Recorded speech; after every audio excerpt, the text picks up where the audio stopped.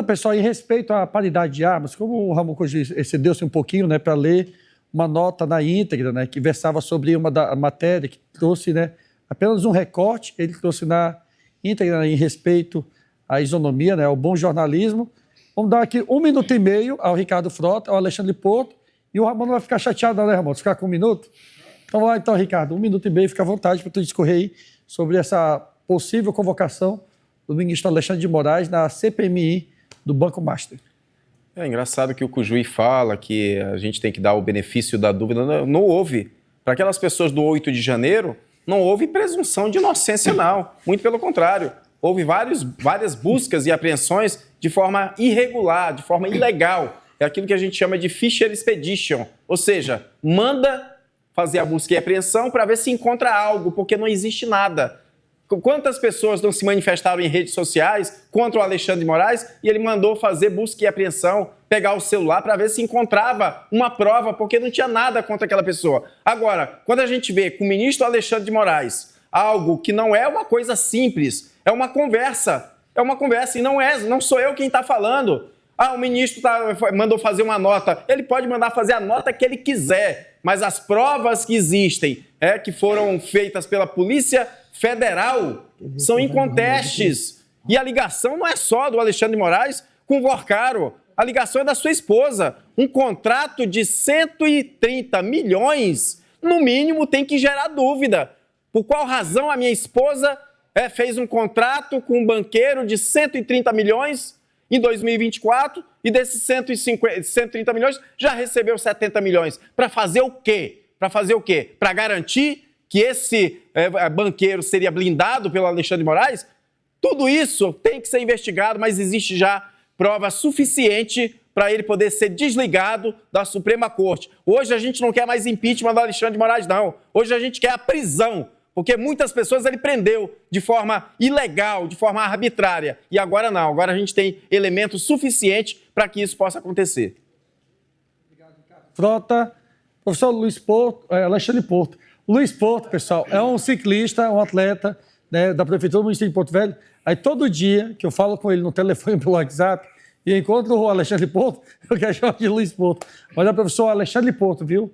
O cara que revolucionou o marketing aí da Faculdade Interamericana de Porto Velho, Uniron, né, substituindo aí o Márcio Garcia, deu caras, né, aos estudantes para fazer o comercial. E eu acho que o Aparício Carvalho, ele copiou isso aí tudo, viu? Chacrinha já dizia, né? Nada se cria, tudo se copia e o marketing ainda fica para isso, né? copiando. Fica à vontade, professor. 1 minuto e meio na tela. Muito obrigado. Sabe que quando a gente fez isso, nós somos criticados por uma pessoa. Nós fizemos uma propaganda uma vez e colocamos uma pessoa, um acadêmico andando de ônibus. E a pessoa me criticou. Eu digo, mas os nossos acadêmicos, até onde eu sei, não andam de limusine, né? Então é você trazer a realidade e valorizar quem está aqui perto. Bom, com relação aí, eu acho que, sem dúvida alguma, seria prudente o Alexandre de Moraes depor. Eu não tinha conhecimento dessa carta, né? Agora vai ser aprofundada a investigação para ver quem está correto. Se é a Polícia Federal com seus laudos ou se é essa carta de defesa do ministro. E até fico chateado, Ricardo, quando ouço você falando que é prisão, que é impeachment. Que mundo você vive, Ricardo? Nós estamos no Brasil. Acho que vai ter impeachment do Alexandre de Moraes com esse Congresso que está lá? É mais fácil você acreditar que o Papai Noel vai vir no lugar do Coelhinho da Páscoa do que ter impeachment desse ministro lá. Né? Agora, claro, quaisquer que sejam os procedimentos, tem que ser dado o amplo direito de defesa. Isso é uma questão sine qua non para que a gente mantenha e que continue acreditando na justiça. Porque em alguns casos, realmente, é mais fácil acreditar no Coelhinho da Páscoa do que na justiça. Obrigado, professor Porto. Quer acrescentar mais alguma coisa aí? Eu? Não, é só... Manda um beijo pra Gigi. A Gigi tá assistindo ainda? Eu não sei se tá, eu saí de casa tal. Então, vou mandar um beijo.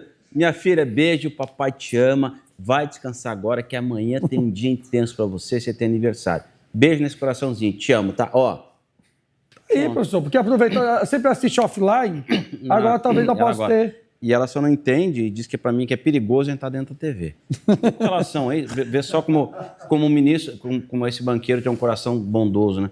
3,6 milhões mensais. Não cai uma dessas para mim, viu? Acho que para ninguém aqui, né? E aí, Ramon Cogi, o deputado do MBL, ele tenta viabilizar, né, o chamamento, a intimação do ministro Alexandre de Moraes para depor na CPMI. Isso tende a prosperar? É válido, é propositivo ou só mais uma retórica aí advindo da oposição no ímpeto de querer inflamar uma situação que já é danosa por natureza? Olha só, Samuel, antes de eu falar do Kim Kataguiri, o Kim Katakuquinho, é preciso dizer uma coisa. O que está na imprensa hoje é um vazamento seletivo feito por deputados. Não é um posicionamento peremptório, um relatório oficial da Polícia Federal. Vamos deixar claro isso aqui. Entendeu? Não é a Polícia Federal que está dizendo que há um conjunto de dados, né, que foram colocados à disposição da CPI e do INSS, e esses dados foram vazados sob essas informações de que o tal do telefone que aparece lá é do Alexandre de Moraes. Não tem relatório da Polícia Federal sobre isso. É por isso que eu estou dizendo. É preciso que se aguarde o órgão de investigação, que, por sinal, faz um trabalho muito sério, né, apoiado pelo seu diretor-geral Andrei Rodrigues e pelo presidente Lula, imparcial, republicano e muito competente. Vamos aguardar. O Kataguiri, ele sabe que o máximo que ele pode fazer é convite aos ministros, e aí o convite ele é aceito ou não. Se eu sou ministro, eu não vou disso ali, porque o Congresso virou um circo. Você vê lá que, com raríssimas exceções, como, por exemplo, do senador Alessandro Vieira, que é um homem sério, o resto está ali, né? O resto está lá para gritar com o cara e fazer selfie. Eu já vi desrespeito a advogado, desrespeito a convidado, desrespeito a convocado, né? Porque os deputados, quando convocam alguém para lá, é justamente para fazer um carnaval, fazer selfie e postar no TikTok e na rede social. É isso. Está faltando seriedade ao Congresso, e é por isso que ninguém leva a sério.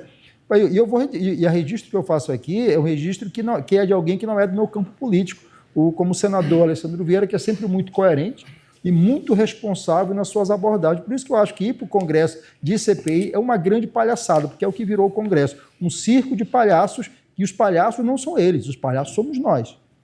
Ricardo, 30 segundos. Pois é, eu não sei de onde... Cara, a minha indignação é ver o Cujuí fazendo essa defesa implacável do Alexandre de Moraes. Naquelas outras situações do 8 de janeiro, ele colocava todo mundo como culpados. São tudo um bando de banderneiros, tem que estar tudo preso. Ele assegurava isso com muita propriedade, sem que houvesse pelo menos o devido processo legal. Ele não esperou. Agora o Alexandre de Moraes ele já está dando o benefício da dúvida. Não, calma aí, vamos aguardar. Não é por aí. A ligação ainda não é muito forte, não me convenceu. É claro, isso é um absurdo, isso é uma palhaçada. Mais claro do que isso, está esperando o quê agora? Aparecer mais o quê? A mulher recebe 130 milhões. Já se recebeu dos 130 do contrato, 70 milhões. Quer mais o quê? Para configurar que eles tinham. Eles trocam mensagem. É amigo do banqueiro. Que laço é esse?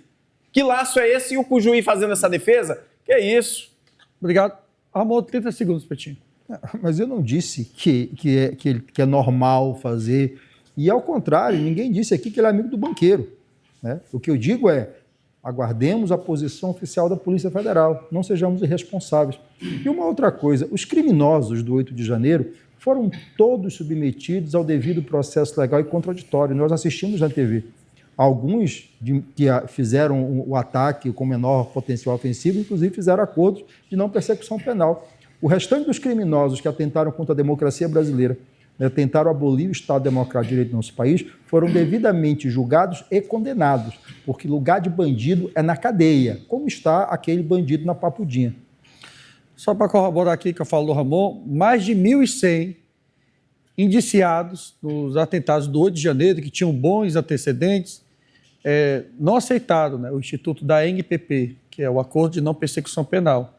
Aí exauriu-se, né, esse oferecimento advindo da PGR, e eles responderam o processo normalmente e todos foram condenados.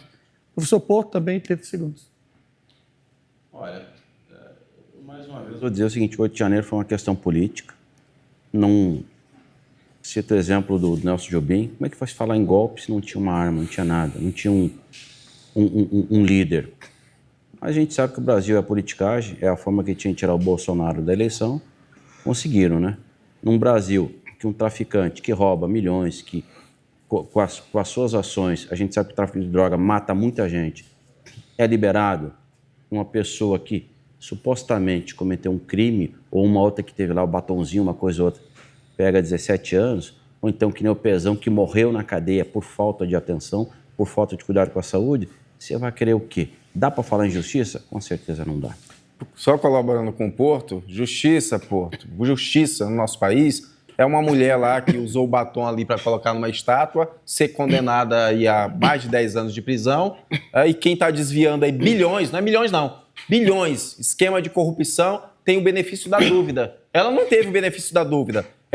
Colocaram ela em tanto crime aí nas costas dela, não teve nenhum benefício. Mas esses daí, não, calma aí. É cedo, é prematuro. Vamos dar o benefício da dúvida. Isso é um escárnio.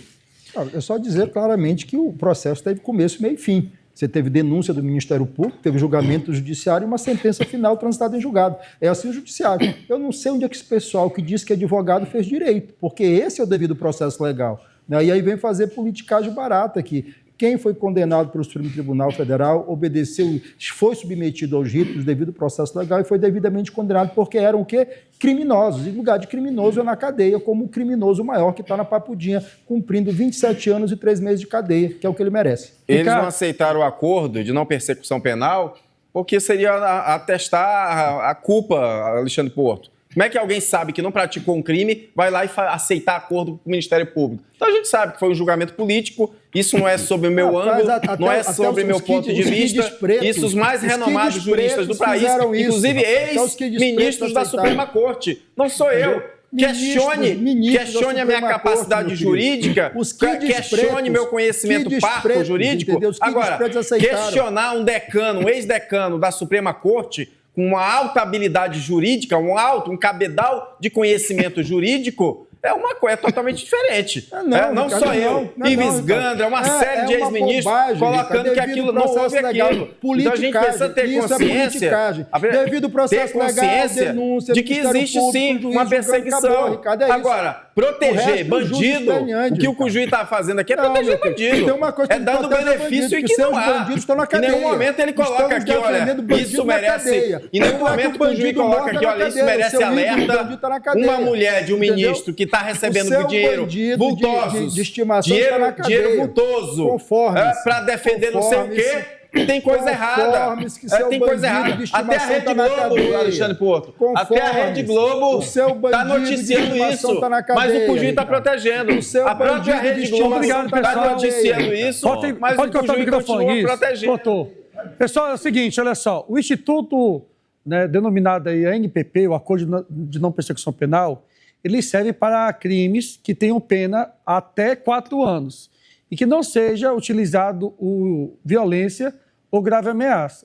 Na situação que é trazida pelo Ricardo aqui da Débora do Batom, para ela não pode ser oferecido o Instituto da ANPP, porque ainda que a mesma quisesse, não poderia ser celebrado, porque os tipos penais que foram atribuídos a elas, acho que foram 5, a pena era superior a 4 anos.